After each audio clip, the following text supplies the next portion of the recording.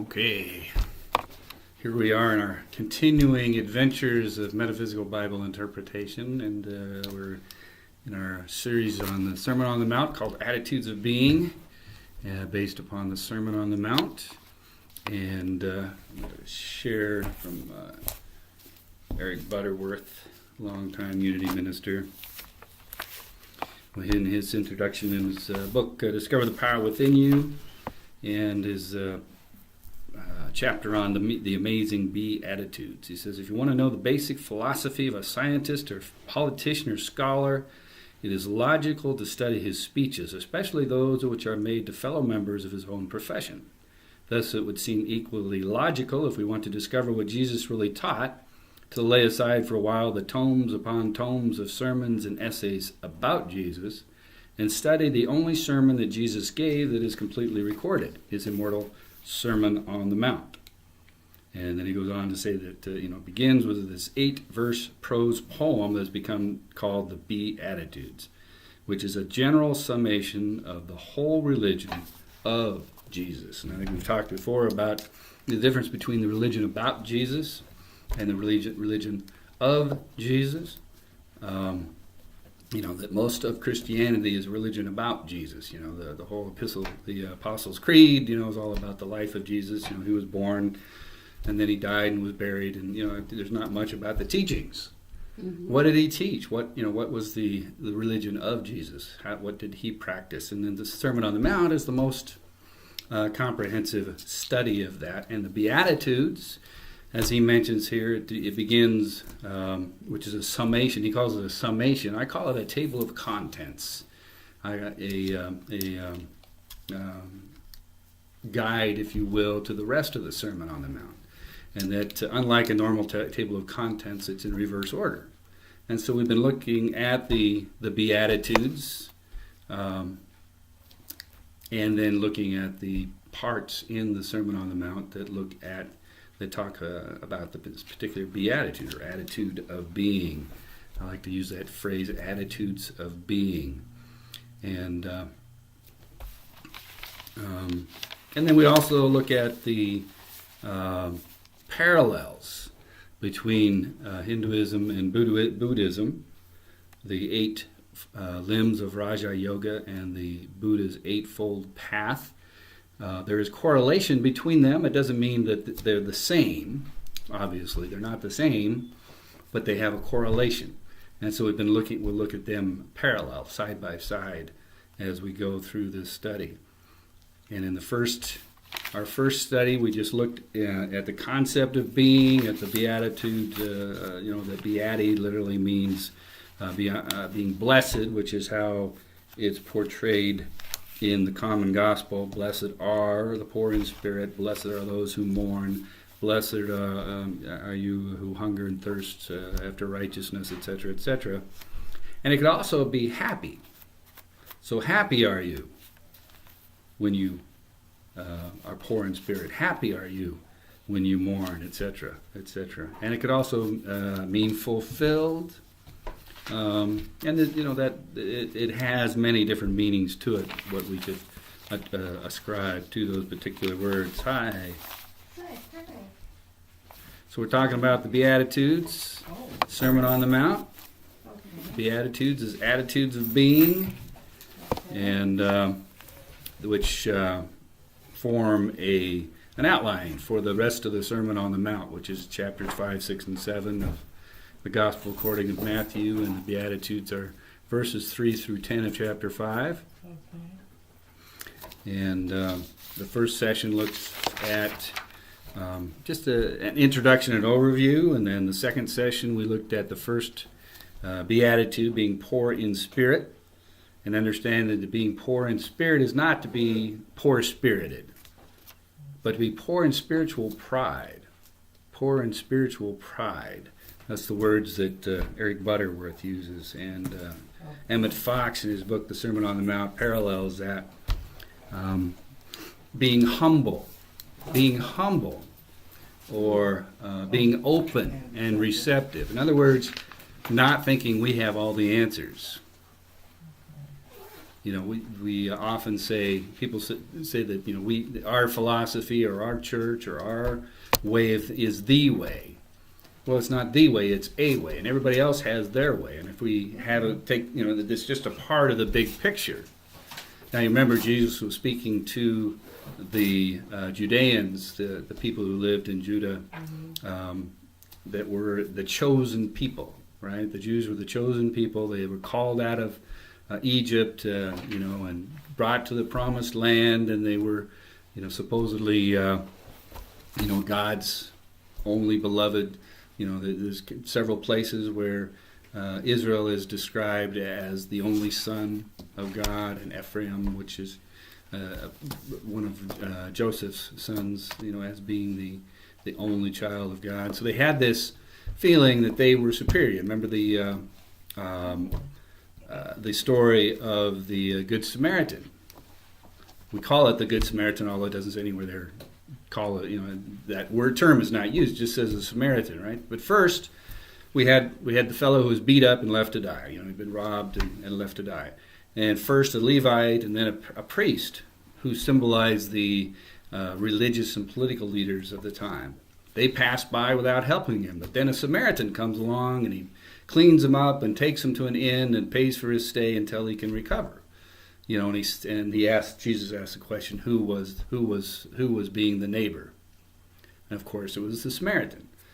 Now, looking back from 2,000 years, we don't really understand, but the Samaritans were the northern, what used to be called Israel, the northern tribes, the 10 tribes of Israel that were dispersed, and when they dispersed, the Assyrians took the 10 tribes away. They brought back people from other cultures. So that was their way of maintaining peace in their kingdom, was by taking, when they conquered some place, they would take the leaders and the people that might cause problems and disperse them throughout the rest of the kingdom, so they couldn't cooperate, and they didn't, they couldn't speak the language or whatever, and they couldn't rebel. And that's the same thing what they did in Samaria. What became known as Samaria is that they brought in people, so it was a mixed race of people. They were not pure.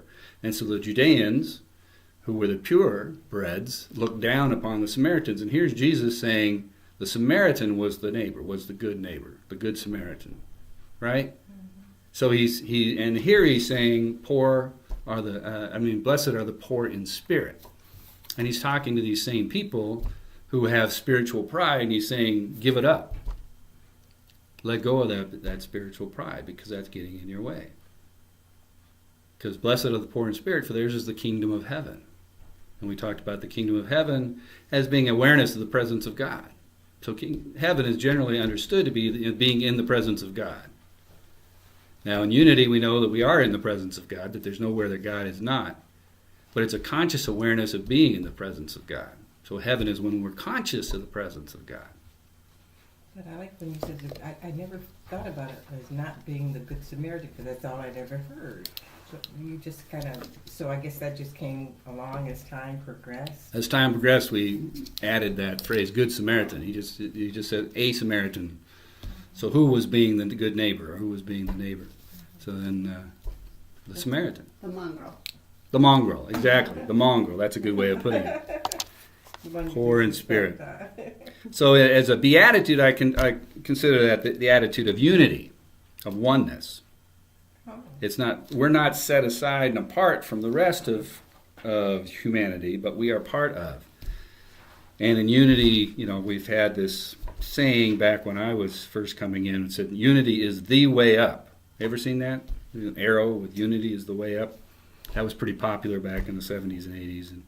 And something never felt quite right about that. And now, as I evolve a little bit more, I think, well, unity is a way up. We're not the only way. There's a lot of spiritually evolved people in Buddhism and Hinduism, in the rest of Christianity and Judaism, people who are on the mystical path, Confucianism, Taoism, etc., etc.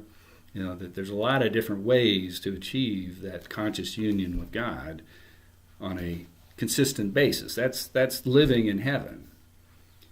To me, is being in a conscious awareness of God's presence. And when I'm not experiencing that bliss, then there's something. What's wrong is that I am unconscious. I'm being unconscious of the presence of God. And so the answer is to turn back to an awareness of God. To be poor in spirit is to be open, receptive, humble, willing to do what is necessary to live in that conscious awareness of God, which we called heaven. And so unity is that consciousness of oneness. Not talking about big U unity, although I did capitalize it here on the sheet. On the back side here, where I have the outline and the correlations with the Buddhism and Hinduism, thinking more in terms of the concept of unity, of our oneness, not of the institution. And then on the Eightfold Path, Buddha's Eightfold Path, talked a little bit about the Four Noble Truths of dukkha, the cessation of dukkha, of bliss, and the path to bliss. Dukkha being suffering, and the cause of suffering is wants, it's craving, if you will, and then there is the truth of the cessation of that of the suffering, and the path to that is the Eightfold Buddha's path.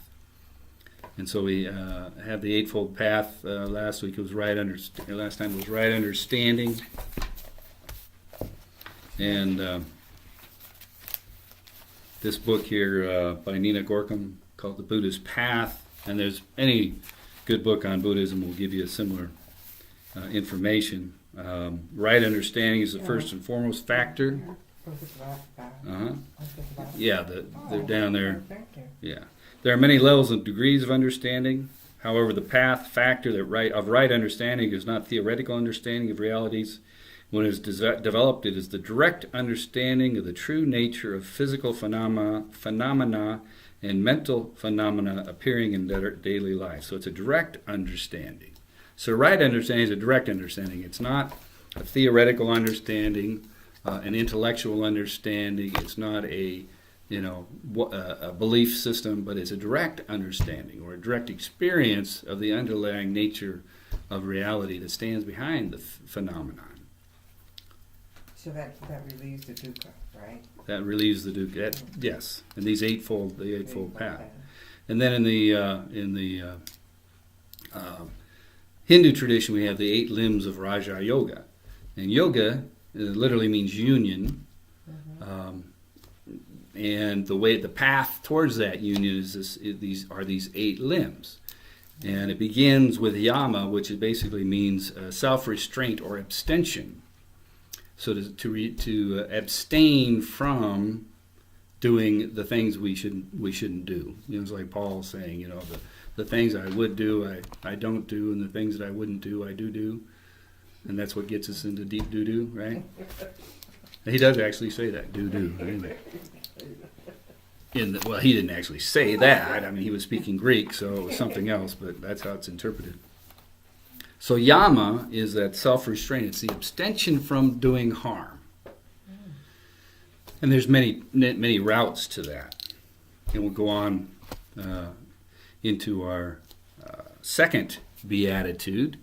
Oh, and before I forget, the parts of the Sermon on the Mount that relate to that specific beatitude. I have to go back here. From Matthew 7:15 to 23. Where's my Bible? Okay.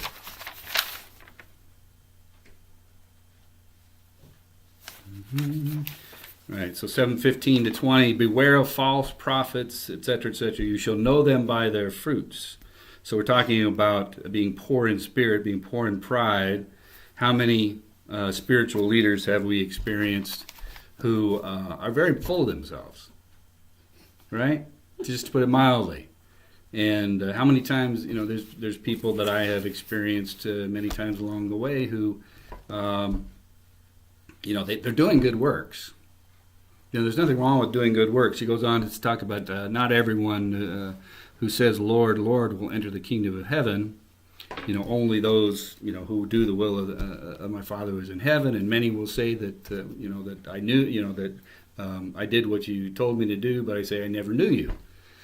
In other words, people are doing things for the credit, right? There's a lot of people I know that been in a lot of different churches, and people who have been leaders of the churches, and they're always doing something positive. They're generally doing something a good work, but they're always making sure everybody knows about it, and they're constantly talking about it, right? Mm-hmm. And they're getting their benefit from talking about it. And then there's people like Bob over there who just do it, and don't expect any recognition because it's just do it to be doing it, right?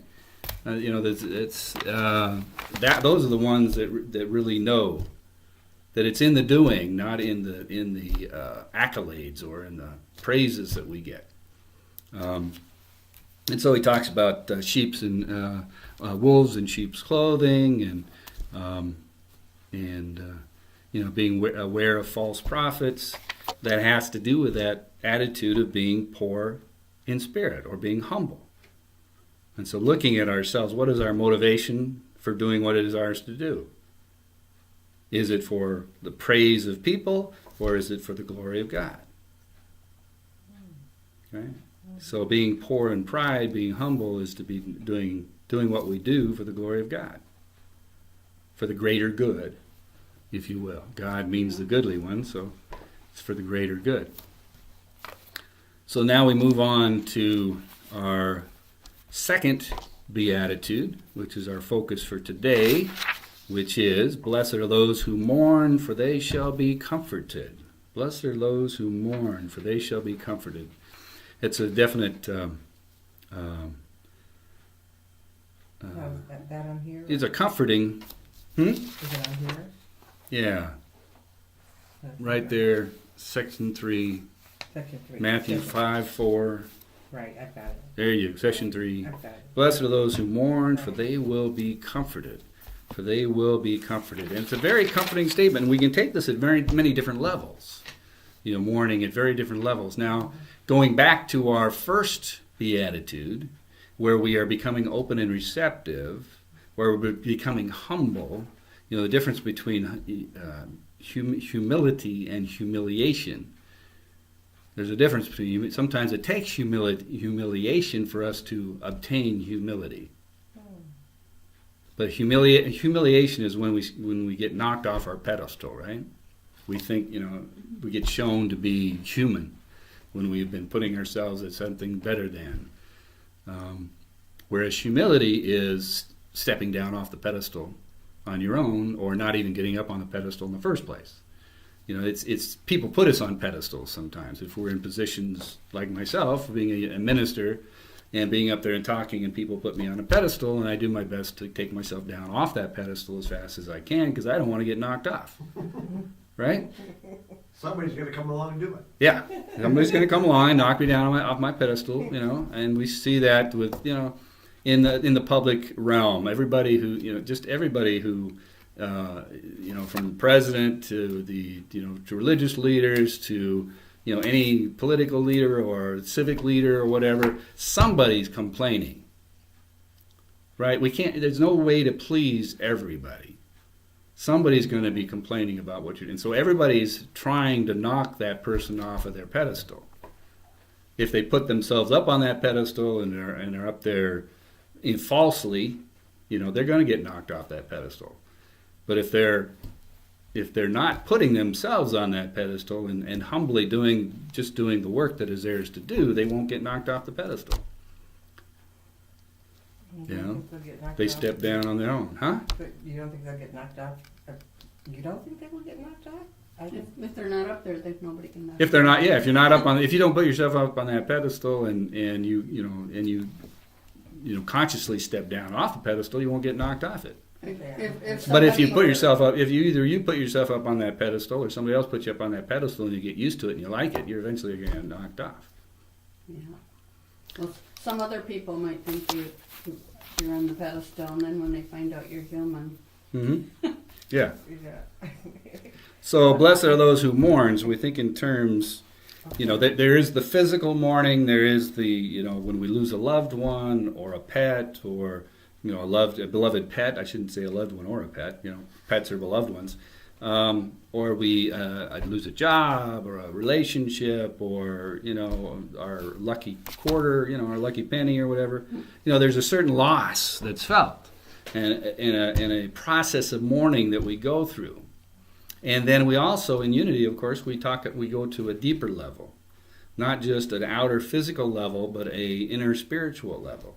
And there's a certain level of mourning that comes from taking ourselves down off of that pedestal. Right? From stopping thinking that we are somehow better than or worse than. Right? It's the ego kicks in. If we think we are better than or worse than, that's the ego.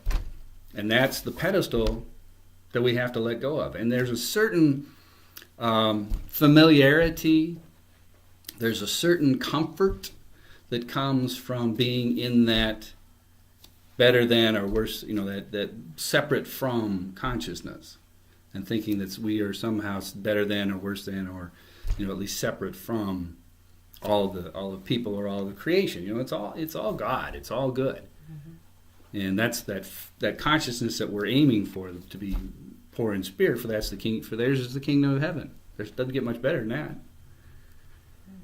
And what happens when we are headed towards that particular state of being, that attitude of being, is that we grieve the innocence that we had before. We sometimes grieve our ignorance. Ignorance is bliss, as they say, right? Yes.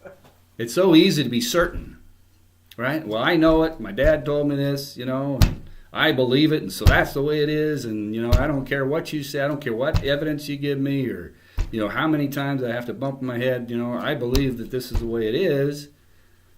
And that's easy. It's easier to live our life that way. We are not very effective, and we sometimes can be pretty destructive. And when we learn to be open and receptive and humble, teachable, that's the other one. That's the other word I was looking for. Teachable.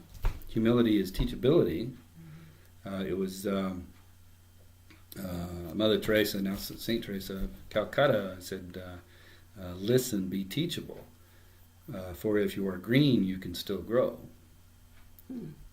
Right? For green, we can still grow. And that's where we are. In unity, we attempt to be teachable. And we all succeed at different levels of that. And so there's a certain level of grieving or mourning for the comfort that we had before. But there is a new comfort that is coming, a greater level of comfort that is preparing itself for us. If I go to What category would you put King Solomon in? I'm just wondering, for some reason Spirit just brought it up. King Solomon, Would he was a wise king. Other than the fact that he was a little bit lustuous, but would he be lascivious. on the pedestal, or do you think that he consciously thought he was going to? I think he consciously thought he was doing. That's the story we have of him is generally a favorable one. He and David, that they generally. I mean, David kind of fell off at the end, towards the end, with Bathsheba and stuff. But Solomon had many wives and concubines, so he had his own, demons. And that was just the way of the... That was just kind of the way it was. Yeah. That's how they made treaties with other countries. Was sending them a concubine. sending a concubine or a princess with a concubine or whatever. But okay, so here, blessed are they that mourn, for they shall be comforted. And Emmett Fox here in the Sermon on the Mount says, trouble and suffering are often extremely useful, because many will not bother to learn the truth until driven to do so by sorrow and failure. So that's where that idea of humiliation can lead to humility. And when we learn, when we get knocked off the pedestal, that's when we experience humiliation, the pain and suffering of realizing that we're human, right? And trouble and suffering can be extremely useful. Yeah, Neil Donald Walsh had Yeah. to look up from his Exactly. situation, You have to hit a bottom. Often have to hit a bottom. Like in recovery work, 12-step work, they talk about how somebody has to hit a bottom. The pain has to get good enough or strong enough or bad enough, however you look at it, in order for them to make the changes that are necessary to recover. And the same way, often people come to Unity or they come to a church because they're going through something in their lives. They're having some challenge, whether it's a divorce or a death or a loss of a job or whatever. It says here, most people will not undertake the search for God wholeheartedly unless driven thereto by trouble of some kind. By trouble of some kind. He goes on to say, by comfort, the Bible means the experience of the presence of God, which is the end of all mourning. By comfort, the Bible means the experience of the presence of God. So again, we're in heaven. We're comforted by the presence of God, so we're realizing that consciousness of heaven, where we are conscious of the presence of God. And as we look at the verses, I guess I'll go with this. Discover the power within you first. And one of the things that Eric does with these Beatitudes is he restates them. And so this blessed are they that mourn, for they are comforted. His reinterpretation is, I am grateful for challenges that lead me beyond my extremity to God's opportunity. That's right there that's a quote on the sheet, so you don't need to be writing that down. Okay. I am grateful for challenges that lead me beyond my extremity to God's opportunity. And he also tells us, if you look on that same page and discover the power within you, Jesus is telling us that there are two ways by which we may come into a knowledge of the truth and experience the releasement of our inner power. That's an interesting word, releasement. Yeah. Experience the releasement of our inner power. In other words, heaven. Another way of understanding heaven. Number one, we can be poor in spirit and simply let go instantly with the receptivity of a little child and let our Christ self express. Or, secondly, we can resist the truth of our divinity until our life is devastated by the fruits of wrong thinking, such as sickness, sorrow, and failure. Then in these experiences we may find our self-will broken down and replaced by a new desire to reach for the absolute truth of God. So Jesus is saying the man who sorrows is fortunate, for in his sorrow he may come to experience God's presence in his life. What was the first one again? What's that? What was the first one? Well, the first one is being poor in spirit. Right, you did say, okay. Yeah. So, he says there's two ways. Right. Jesus is telling us there's two ways. You can be poor in spirit, but if you're not going to be poor in spirit, you're gonna go through the mourning. You're going to have to mourn. You're going to go through the trials and tribulations caused by being pride and self-spirited, if you will. And then if we look at the rest of the Sermon on the Mount, again, I told you it was in reverse order, so we were 7:15 through 23, and now we're 7:1 through 14. So they're coming closer together. 7:1 through 12 has a lot of passages. I just gave you some little bits here. Do not judge, so that you may not be judged. For the judgment that you measure will be the judgment that you met will be the judgment that you measure. So as you give, so you receive. And then he goes on to talk about, why do you, point out the speck that is in your brother's eye, but don't, bother with the log that is in your eye. First take the log out of your own eye before you can see clearly to take the speck out of your brother's eye. So it's all this hypocrisy stuff, right? Do not throw your pearls before swine. And then he talks about for everyone who asks, he receives. Ask, seek, and knock. For everyone who asks, receives. Everyone who searches, finds. And for everyone who knocks, the door will be opened. So here we have a little bit of the law of giving and receiving. For as you give, so shall you receive. Here, everyone who asks receives. Everyone who finds, searches, finds. Judge, you'll be judged. Take your, if you take the log out of your eye, then you'll be able to see clearly to see the speck out of the other person's eye. So this is that comfort that will come from releasing the negativity, releasing those negative parts of ourselves. That the greed, You can think of the 7 deadly sins. Of course, pride is number 1 on the list, and it includes greed and anger and a few other things. So by releasing those, we start realizing these promises. We start realizing that kingdom of heaven. We start realizing the comfort that is there for us. And then Matthew 7:13 through 14, he talks about enter through the narrow gate. The gate is narrow and the road is hard that leads to life, and there are few who find it. So what's the narrow gate? Most people have tribal identity. They have, whether it be culturally or religiously or patriotically, or we have this tribal identity, and that's the broad way. The narrow way is realizing that we're all one, and that we're all going to get there together. There's this unity concept, this poor in spirit, or poor in spiritual pride, the humility, the teachability. The gate is narrow and the road is hard that leads to life, and there are a few who find it. We sometimes want to take the easier, softer way, which is to follow, to take the stream downstream, to go downstream with everybody else instead of fighting the current to get the prize, if you will, to get go along with the crowd, to just blend in with the group, if you will, and we see a lot of that. We have, right now in our country, we see two major tribes, fighting it out right now, and they just don't want to see each other's opinions. It's incredible. I sometimes get caught up in it, and then I have to remember, wait a minute, everybody's got a point of view, and everybody's point of view is right.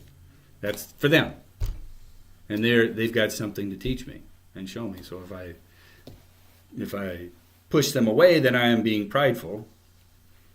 I'm being rich spiritually, not rich in spirit, but in spiritual pride.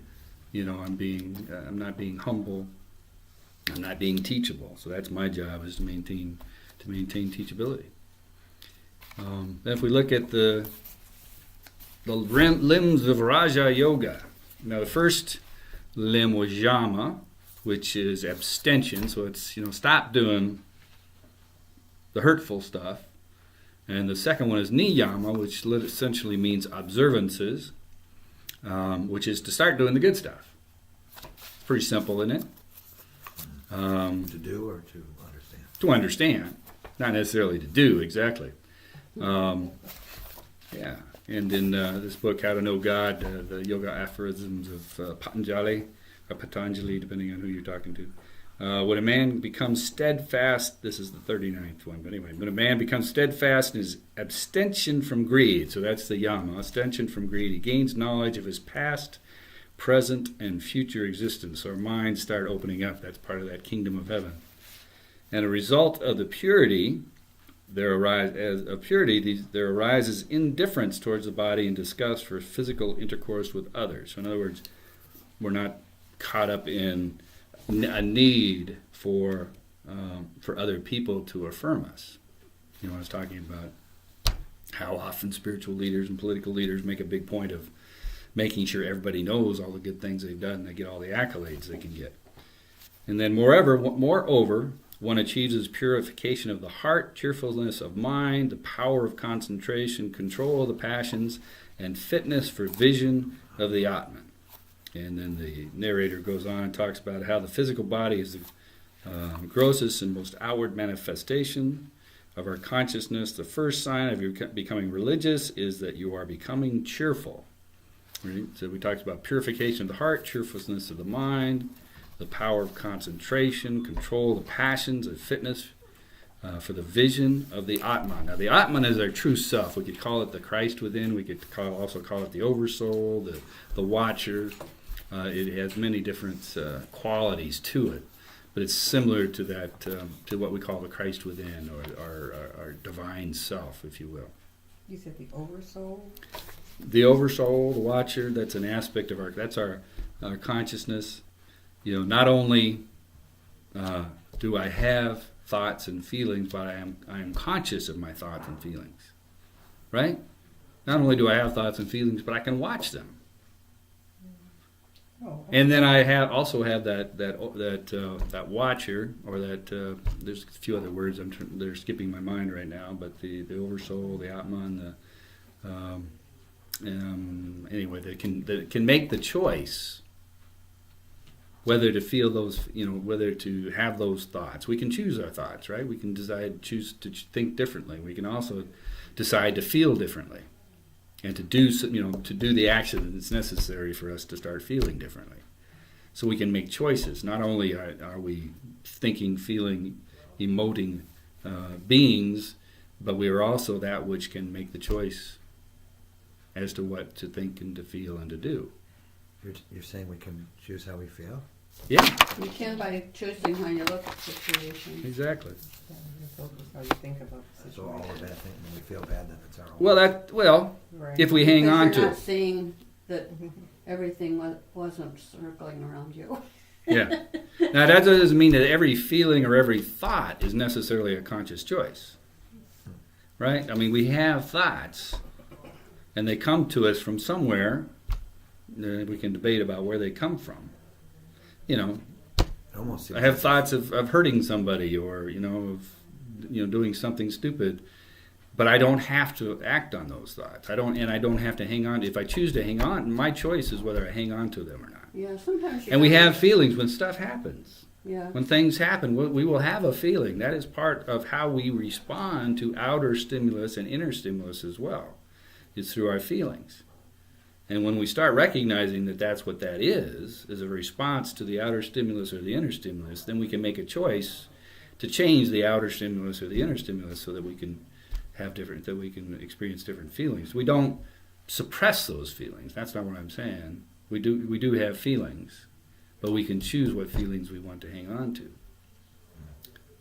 by the actions that we take. And it's strange. Something happens to me today, I feel a certain way, and then that happens to me another day, and I don't feel the same.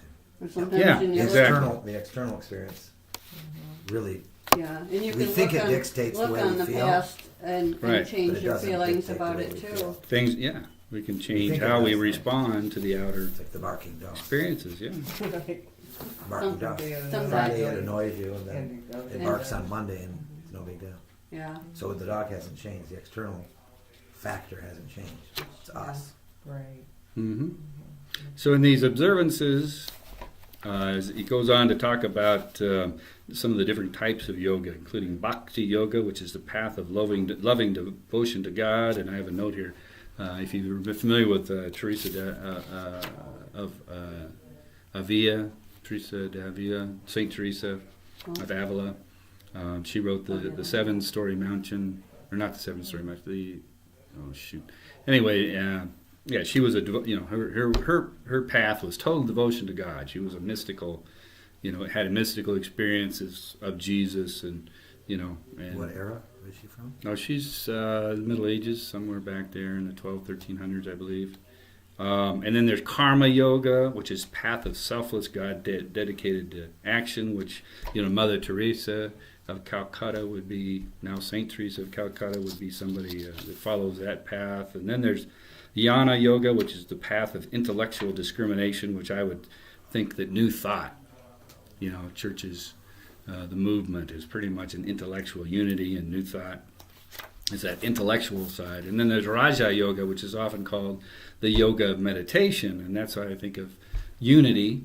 Charles and Myrtle Fillmore in their practices were much more about meditation than I think in other New Thought churches, which are much more intellectually inclined.